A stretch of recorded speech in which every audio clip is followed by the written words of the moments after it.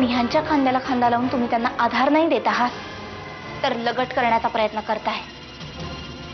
आणि हे मी खपवून घेणार नाही.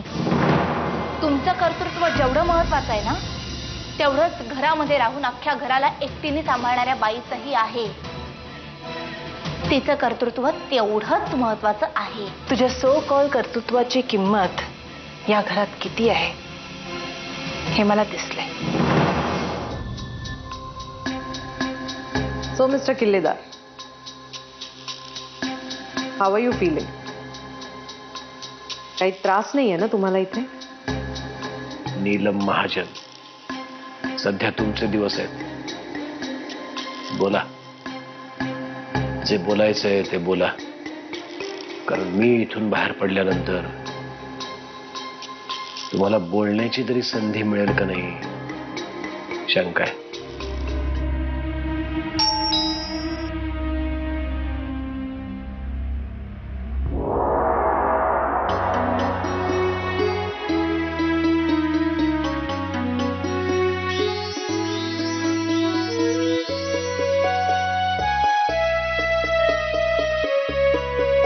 अमृता, तू असे अचानक? हो, अचानकच आले. अगं पण काही फोन नाही, काही नाही, काहीच कळवलं नाही तू. बरं ते जाऊ दे, आज ये, आज जाऊन बोलूया. त्या दिवशी जरा विचित्रच काहीतरी घडलं. म्हणजे तुमचा विश्वास बसणार नाही. कारण माझ्या तपासाला सुरुवात केली तेव्हापासून तुम्ही मला गुन्हेगारच मानता. तरीही तुम्ही विचारताय म्हणून सांगतो. मंजिरीला भेटायला गेलो तेव्हा खूप गुंगी येत होती. जेव्हा जागा झालो तेव्हा मंजिरी गाडीत नव्हती. मी गाडीच्या बाहेर आलो, तिला शोधण्याचा प्रयत्न केला, ती कुठे दिसली नाही.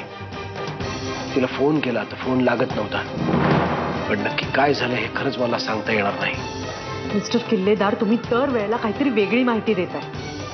त्या बायकोनी तुम्हाला माझ्या समोर खोटं पाडले म्हणून कातडी वाचवण्याचा प्रयत्न नाही करतात ना? काम झालं म्हणजे खेळायला. आपण आताच. हॅलो, हा बोला अग्नेस. नीता मॅडम, तुम्ही घरीच आहात ना? नाही, एका महत्वाच्या विषयावर बोलायचं होतं. काही अर्जंट काम होतं का? हो, एक फारच वाईट बातमी आहे. आपला जामीन अर्ज पुन्हा एकदा फेटाळला गेलाय. व्हॉट? अहो पण तिरोडकरांनी आपल्याला प्रॉमिस केलं होतं ना, आणि ते होते का हिअरिंगच्या वेळेस? हो, तिरोडकर साहेबांनी तशी खात्री दिली होती आणि प्रयत्नही केले, पण मॅजिस्ट्रेट साहेबांनी त्यांचं काही ऐकून घेतलं नाही. तो या ऍटमॉस्फिअरशी अजिबात ऍडजस्ट करू शकला नाहीये. गॉड.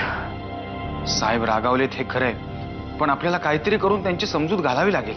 नाही नाही वाकलेस, आपल्याला इतक्या लवकर हार मानून चालणार नाही. We have to do something. आपण हायर कोर्टमध्ये अप्लाय करूया.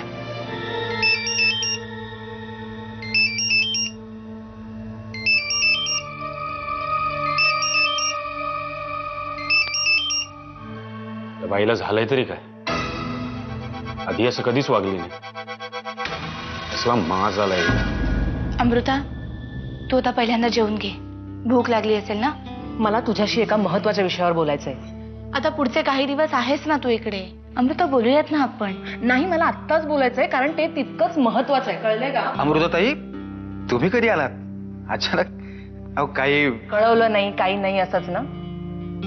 हे सगळं तुम्ही आता जानकीला विचारा, कारण सारखं सारखं प्रत्येकाला उत्तर देऊन कंटाळले मी. खरं तर बाबांची काळजी वाटत होती म्हणूनच आले. कसे आहेत बाबा? तुम्ही भेटलात ना त्यांना? ठीक आहेत. साहेबांना लवकरात लवकर कस्टडीतनं बाहेर काढायला पाहिजे. आपला जामीन अर्ज पुन्हा एकदा फेटाळला गेलाय, त्याचीच जास्त काळजी वाटते मला. नीता मॅडमचे प्रयत्न चालू आहेत. आता तुम्ही आलात म्हटल्यानंतर तुमची मदत होईलच. बघूया काय होतंय ते. मी साहेबांना कळवण्याची व्यवस्था करतो, तुम्ही आलात म्हणून. एक मिनिट. ही नीता कोण आहे?